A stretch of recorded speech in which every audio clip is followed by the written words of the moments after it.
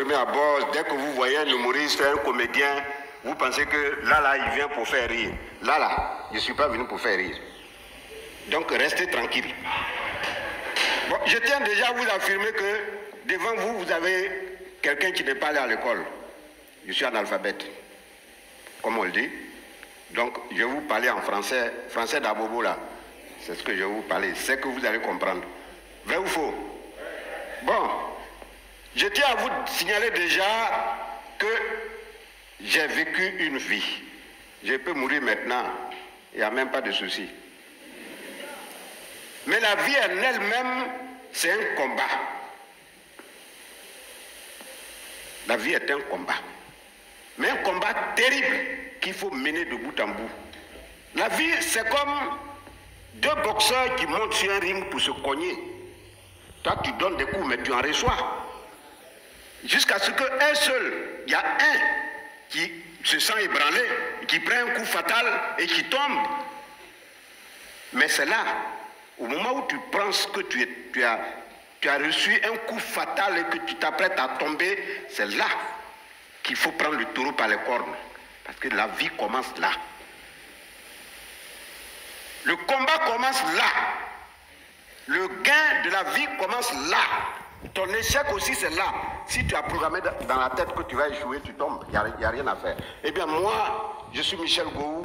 Je suis né à Diateignois, un petit village situé à quelques encablures de la ville de Gagnois.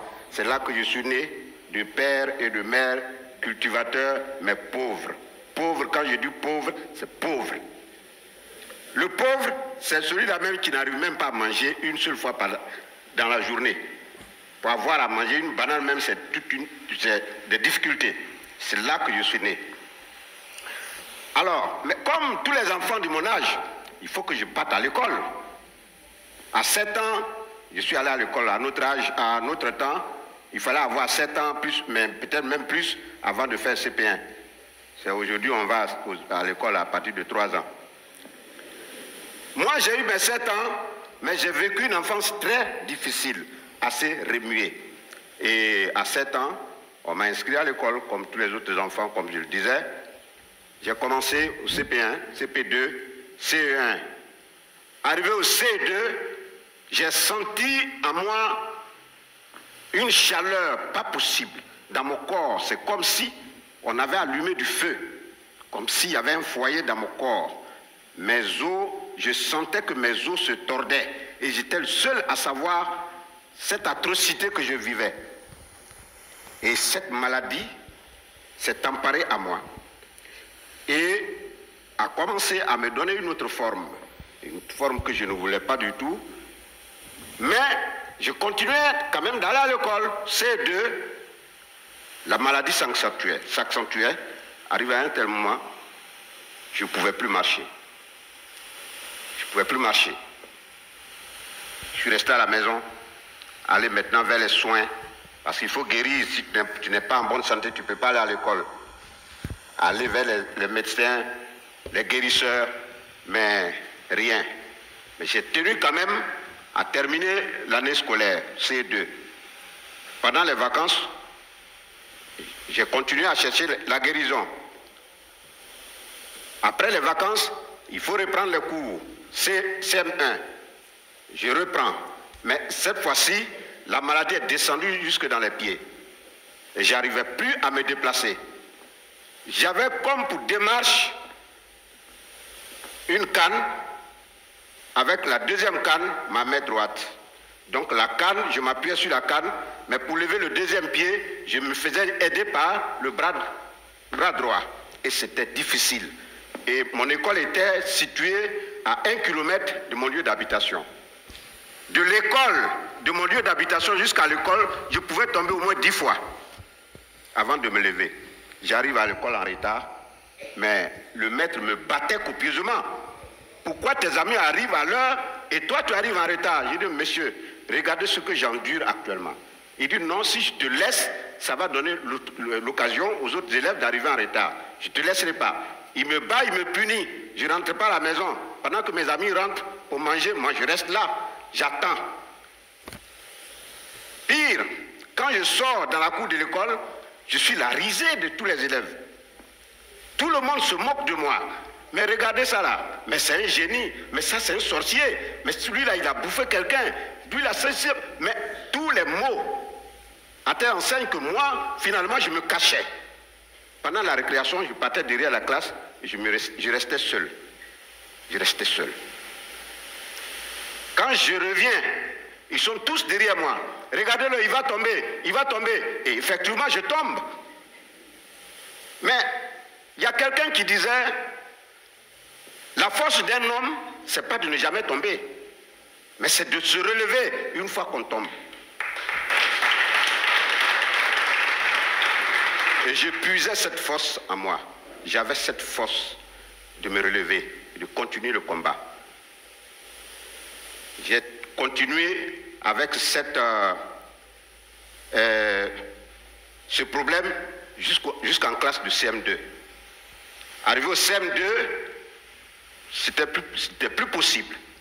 C'était une paralysie totale. Alors, mais je vous dis, paralysie totale. C'est-à-dire, quand je suis couché, il faut même quelqu'un pour pouvoir me faire relever, pour me faire asseoir. Je n'arrivais pas à m'asseoir tout seul. Alors, pour moi, l'école, terminée. C'est pourquoi je vous ai dit tout à l'heure, vous avez en face de vous un alphabète. Ma classe de CM2, je n'ai même pas bien fait la classe de CM2, je me suis arrêté là. Mais, j'y croyais encore. Malgré que tout était fini, j'étais couché là. Et puis un oncle qui a débarqué du Burkina Faso et qui m'a vu là, couché. Mais arrivé à un certain moment, pour moi c'était la mort maintenant, puisqu'il n'y avait plus d'espoir. L'oncle est arrivé, il m'a vu couché, il dit, mais ce petit, vous le laissez mourir là alors qu'il y a des possibilités de le récupérer. Donc les parents ont dit, bon, là, son état là, dans son état là, en tout cas, prends-le, va avec lui où tu veux et soigne-le. Si il a pu guérir, c'est tant mieux. S'il n'a pas pu guérir aussi, c'est Dieu qui l'aura voulu. Et il me prend, direction Burkina Faso. Mais en passant par Oumé, parce qu'on partait prendre le train à Bouaké. Donc, arrivé à Oumé, à la gare routière, il me dit, bon, attends-moi là, je vais voir un de tes oncles quelque part dans un village là, je reviens te récupérer et puis on continue. Je dis, mais pourquoi je ne vais pas avec toi? C'est là qu'il me ressort. J'ai dit à cet oncle que je viens avec toi. Et il m'a dit ceci. Arrivé à Oumé, laisse le petit là-bas, parce qu'avec la forme qu'il a, de façon il est là, si tu viens avec lui ici, mes voisins vont se moquer de moi. Quand il m'a dit ça, je n'ai pas pu me retenir, j'ai pleuré tout le temps. Mais j'ai pleuré. Quand il est revenu, il m'a trouvé les yeux enflés, complètement tuméfiés. On a continué. Mais je me suis dit quoi? Dieu existe. Il n'existe pas pour une seule personne, pour tout le monde, autant que nous sommes sur cette terre. Là où je vais, mon seul objectif, c'est de guérir et revenir. Si je guéris et que je reviens, je me battrai contre vents et marées pour réussir dans la vie.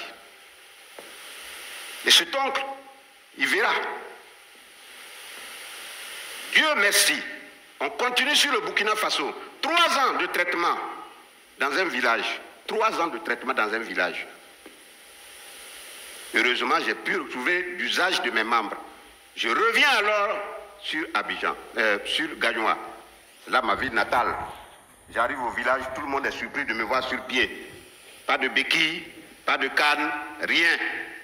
Je marchais tranquillement, comme vous me voyez actuellement. Mais je me suis dit, ça ne s'arrête pas là.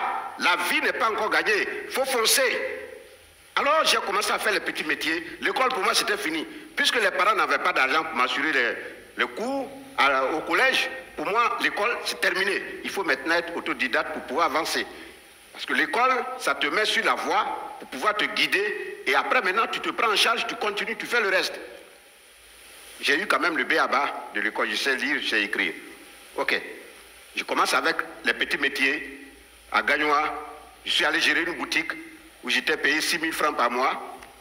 Après ça, je suis allé vendre du café à la gare routière. Pour ceux qui connaissent la gare routière de Gagnoa, j'ai vendu du café là pendant 1 an. Après, je suis allé vendre de l'eau à travers la ville. Après ça, j'ai été pompiste. Après, je suis allé encore apprendre le métier d'électronicien. télé, radio. J'ai fait tout ça. Mais, parallèlement à ça, j'avais une passion à moi, c'était le théâtre. Donc, j'ai intégré la troupe théâtrale, le Fromager Théâtre de Gagnoa. À mes heures perdues, je faisais mes répétitions. Mais à un certain moment, je me suis dit, il faut aller plus loin. Donc, je suis allé dire à mon père au village, je vais à Abidjan. Il me dit, non, Abidjan, là-bas, il y a des gens qui sont bien bâtis, bien valides, mais toi, regarde dans ta forme d'un handicapé, tu peux faire quoi à Abidjan? Reste ici, on va se débrouiller. J'ai dit non, Abidjan est mieux. Abidjan est mieux.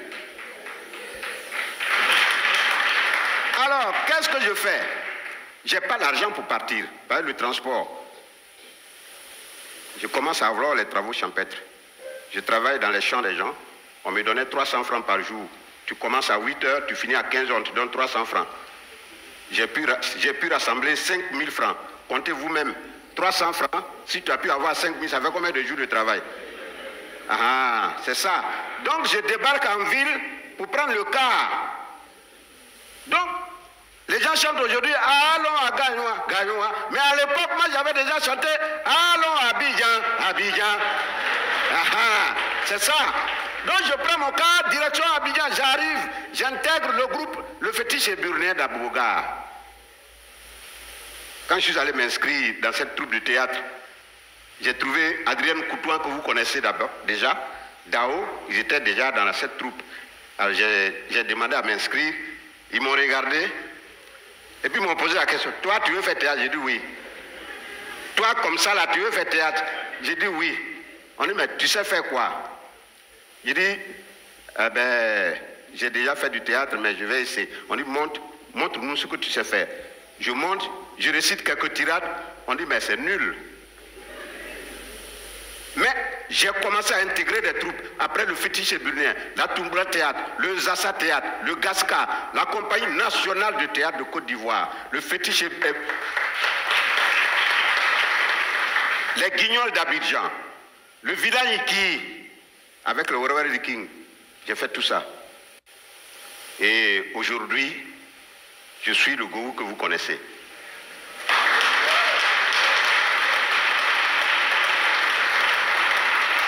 Mais, je me dis quoi? Mais tant que je suis là, il faut avancer. Mais il faut s'adosser sur le passé pour se propulser dans le futur. Parce que quelqu'un qui oublie son passé, il ne peut pas vivre. C'est-à-dire que tu ne peux pas connaître la vie, tu oublies ton passé. Regarde dans le rétroviseur, ça te permet d'avancer. Moi, c'est ça qui fait ma force. Alors, je voulais m'adresser à la jeunesse. La jeunesse qui est aujourd'hui le fer de lance. La jeunesse qui est l'espoir de toute l'Afrique. La jeunesse qui est aujourd'hui cette base sur laquelle l'Afrique compte. Cette jeunesse qui rivalise avec les enfants blancs en Europe, aux États-Unis, un peu partout dans le monde. Cette jeunesse qui a l'outil Internet. Cette jeunesse ne doit pas s'asseoir pour attendre de l'aide.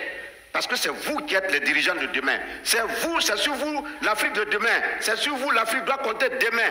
C'est vous qui devez être les pneus et le moteur de l'Afrique de demain. Rivalisez, allez, foncez. Prenez-vous en charge. Comptez sur vos potentialités. Foncez comme un beau diable. Ne vous asseyez pas pour dire non, j'ai mon cousin qui est ministre, l'autre est député, l'autre. Personne ne viendra vous aider. Personne. Il n'y a que vous. Prenez-vous en charge. Croyez en vos potentialités et foncez comme de beaux diables. C'est cela. C'est comme ça que l'Afrique peut avancer. Soyez avant-gardistes. Jeunesse de Côte d'Ivoire, jeunesse d'Afrique. Soyez avant-gardistes. Maintenant, moi, qu'est-ce que je compte faire? Ou alors, qu'est-ce que j'ai déjà commencé à faire? Je suis en train de construire une école où je peux apprendre ce que j'ai déjà appris à la jeunesse. Transmettre à la jeunesse mon petit savoir. Même si je suis autodidacte, j'ai un petit savoir aussi que je peux transmettre à cette jeunesse. 2, c'est d'ouvrir une fondation, récupérer tous les petits gourous qui sont dans encore des... Ils sont beaucoup. Les enfants qui ont perdu le sens de la vie, qui ont perdu l'espoir et qui veulent vraiment s'attacher à la vie. Aller les récupérer, les former, leur donner un nouveau souffle de vie. Leur donner un fouet pour pouvoir se prendre en charge dans la vie. Et c'est cette fondation que je suis en train de mettre sur pied aussi.